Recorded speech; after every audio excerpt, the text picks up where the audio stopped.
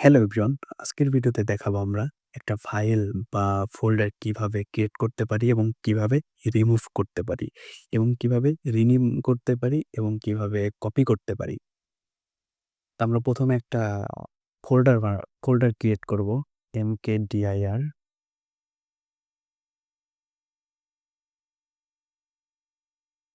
Folder 1। আপনারা দেখতে পাচ্ছেন এখানে আমাদের ফোল্ডার তৈরি হয়ে গেছে।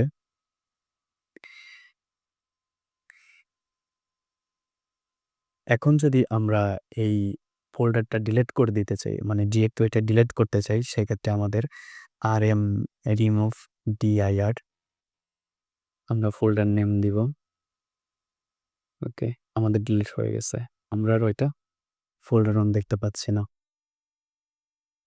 এখন যদি আমরা কোনো ফোল এখন যদি আমরা কোনো ফাইল ক্রিয়েট করতে চাই, সেক্ষেত্রে আমরা কয়েকটা কমান্ড দিয়ে হচ্ছে আমরা ফাইল ক্রিয়েট করতে পারি। আমি আপনাদের প্রত্যেকটাই দেখাচ্ছি। একটা হচ্ছে টাস ফাইল 2.txt।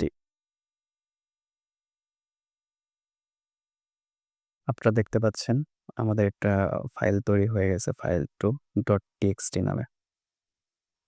এখন এই ফাইলের ভিতরে আপনারা দেখতে পাচ্ছেন, আমরা যদি ক্যাট দিয়ে দেখি এই ফাইলের মধ্যে কি আছে, এই ফাইলের মধ্যে কিচ্ছু নেই। এখন যদি আমরা এই ফাইলের মধ্যে কিছু টেক্সট এড করতে চাই, সেক্ষেত্রে আমাদের কি ইউজ কিভাবে আমরা সেটা করতে পারি? সেক্ষেত্রে আমাদের হচ্ছে ইকো কমান্ডটা ইউজ করতে হবে। তারপর ডাবল কোটেশনের মধ্যে আমাদের লেখা দিতে হবে যা আমরা দিই। যেমন আমরা দিতে পারি, "This is Linux"।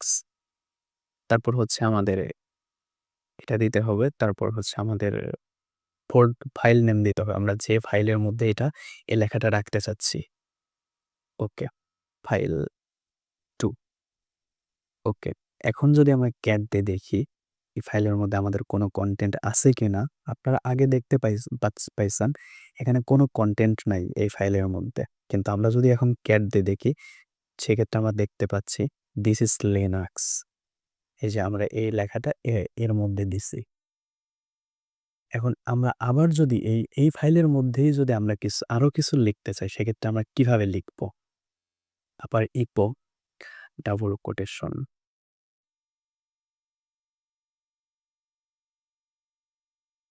Linux is command base। Then আমরা আগের কমান্ডে দেখতে পাইছেন যে আমাদের এখন ফাইল নাম দিতে হবে যে ফাইলের মধ্যে আমরা লেখাটা লিখবো। এন্টার। ওকে, আমরা আবার ক্যাট দিয়ে দেখবো যে এই লেখা এই ফাইলের মধ্যে আমরা কি লিখলাম। আপনারা দেখতে পাচ্ছেন Linux is command based। তো আমরা আগেও কিন্তু লিখেছিলাম যে "This is Linux"। সেই লেখাটা কোথায় গেছে? সেই লেখাটা হারায় গেছে। শুধু এই লেখাটা আছে। এখন যদি আমরা চাই যে আমাদের এ লেখাটা থাকবে এবং আমরা পরবর্তীতে যা লিখব সেটাও থাকবে, সেক্ষেত্রে আমাদের কিভাবে লিখতে হবে? ইকো I love লেনা লিনাক্স। ওকে, সেক্ষেত্রে আমাদের এটা ডাবল দিতে হবে। ডাবল দেওয়ার পরে এখন হচ্ছে আমাদের ফাইল নেম দিতে হবে। ওকে, এখন যদি আমরা ক্যাট দিয়ে দেখি, এই যে আপনারা দেখতে পাচ্ছেন আগে লিখলাম "Linux is command base", তারপর হচ্ছে লিখলাম "I love Linux"। আপনারা দেখতে পাচ্ছেন।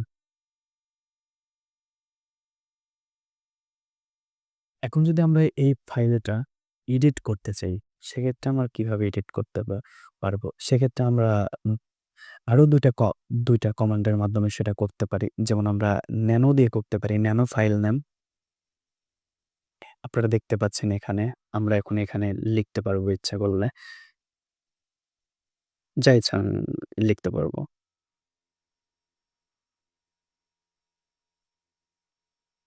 ফাইল।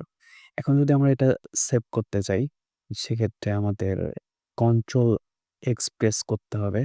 তারপর ওয়াই প্রেস করতে হবে। তারপর এন্টার প্রেস করতে হবে। এখন আমরা যদি ক্যাট দেখি আমরা যা লিখলাম সেই কনটেন্টটা ফাইল 2 তে আছে কিনা? আপনারা দেখতে পাচ্ছেন, I am এডিটিং ফাইল। এখন আমরা আরেকটা কমান্ডের মাধ্যমে আমরা ফাইল এডিট করতে পারি। সেটা হচ্ছে vi, vi ফাইল নাম। এখন আমরা দেখতে পাচ্ছেন। এখন আমরা এখানে কোনো কিছু লিখতে পারব না।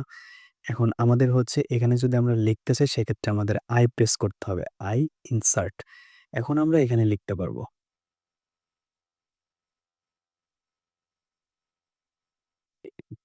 ওকে, এখন যদি আমরা এই ফাইলটা লিখলাম, লেখার পর যদি আমরা এটা সেভ করে সেভ করতে চাই আবার, তাহলে আমাদের কি করতে হবে?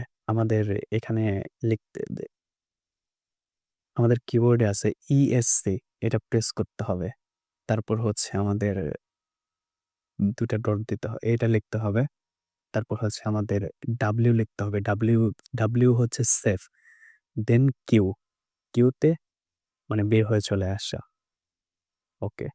এখন ক্যাট দিয়ে যদি আমরা ফাইল 2 এর কনটেন্ট দেখতে চাই, আপনারা দেখতে পাচ্ছেন আমি মাত্র লিখলাম ভীম। এখন যদি আমরা কোনো ফাইল বা ফোল্ডারে নাম চেঞ্জ করতে চাই, সেক্ষেত্রে আমরা কিভাবে চেঞ্জ করব? সেক্ষেত্রে আমাদের এই কমান্ড দিতে হবে env আমাদের ফাইল নেম, তারপর আমরা কি নামে ফাইলটা সেভ করব? আমার এখন ফাইল 2 আছে, আমি ফাইল 3 নামে এটার নাম চেঞ্জ করব। ওকে। আপনারা দেখতে পাচ্ছেন এইখানে আর ফাইল 2 নামের কোনো ফাইল নাই। ফাইল 3 নামের ফাইল 3 txt নামের একটা ফাইল আছে। এখন যদি আমরা কোনো ফাইল যদি আমরা এখন একদম কাট করে নিয়ে যেতে চাই অন্য কোনো ফোল্ডারে, সেক্ষেত্রে আমরা কিভাবে নিব?